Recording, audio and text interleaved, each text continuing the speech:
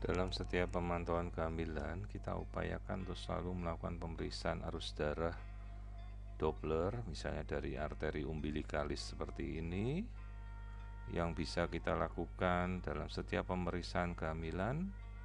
Di sini kita bisa lihat arus darah sistol dan diastol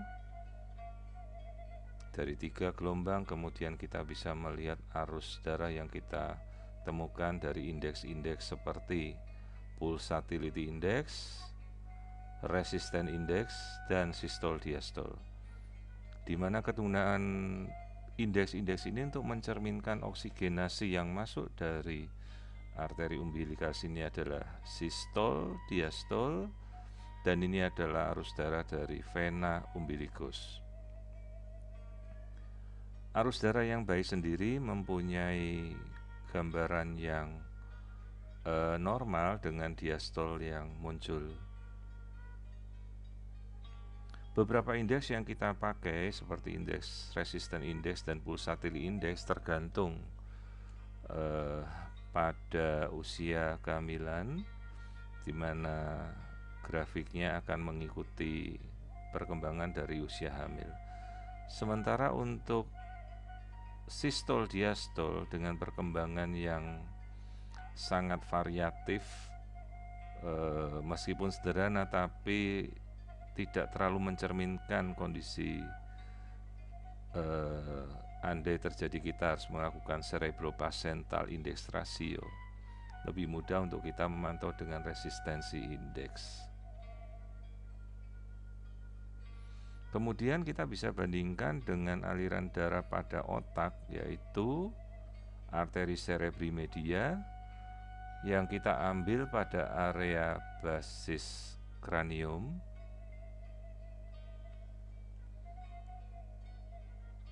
Jadi pada area circulus Willis, di mana kita bisa mengambil middle cerebral artery. Lebih susah untuk mendapatkan arus darah pada kepala, perlu ketenangan untuk pengambilannya. Di sini kita bisa mengamati arus darah sistol diastol dengan resistensi yang cukup tinggi, artinya bisa mencapai 0,9 sampai 1 itu ada arus darah yang normal. Dengan kecepatan yang bisa kita lihat di sini 27,37 cm, mencerminkan kondisi bayi dalam kondisi bukan anemia. Apabila kecepatannya hingga mencapai 40 cm per second, artinya di atas mean of median normal, maka kecenderungan itu menjadi anemia fetalis. Bisa kita ukur pada kasus thalassemia. Kemudian kita bandingkan indeks antara resistance index middle cerebral artery dan umbilical artery yang kita dapatkan cerebroplacental ratio index, di mana bila indeks lebih dari 1 adalah normal, dan apabila kurang dari 1, hati-hati ada sebuah kasus brain sparing effect. Di sini kita bisa ukur ulang kecepatan arus darahnya.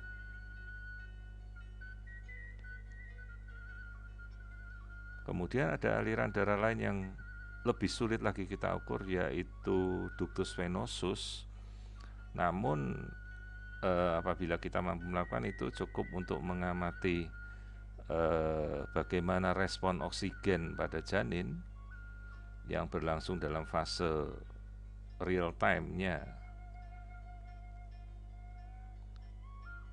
Di sini kita mencoba mengamati arus darah dari ductus venosus, di mana arus darah khasnya itu adalah gelombang trifasik berupa sistol, diastol, dan ejection fraction, di mana kadang-kadang kasusnya yang kita dapat kadang-kadang adalah inferior vena cava. Ini seperti ini masih struktur dari inferior vena cava. Kita coba amati cara pengambilan ductus venosus karena velocity-nya cukup tinggi, jadi kita mesti merubah batas kecepatan dari Doppler yang kita cari. Nah, ini masih arus darah dari inferior vena cava.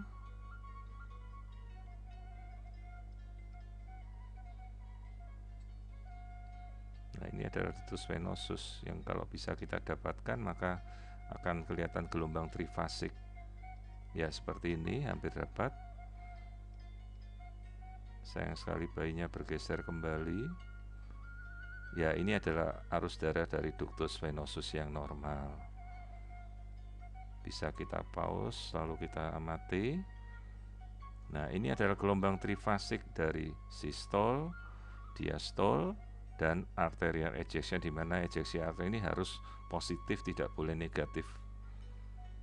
Artinya ini mencerminkan bahwa oksigenasi janin ini masih sedemikian baiknya, ya. Jadi ini adalah kasus Doppler pada ductus venosus yang normal.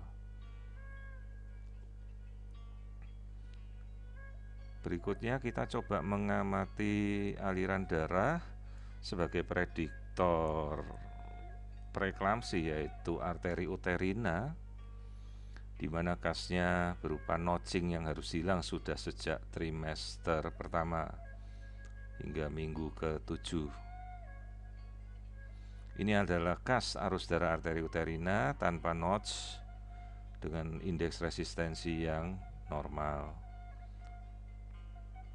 Apabila terjadi indeks resistensi yang tinggi, artinya terjadi keterlambatan invasi trofoblast ke dalam arteri uterina.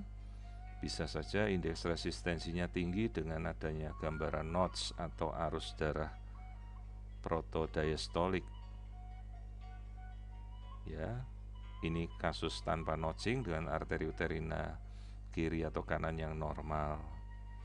Ya, kasnya ada sistol, diastol dengan arus darah rendah. Arus darahnya akan semakin rendah pada sisi di mana plasenta itu berada.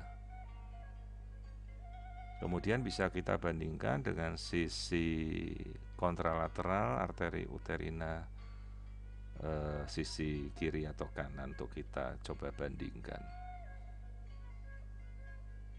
Kondisi janin sendiri normal tanpa adanya kelainan.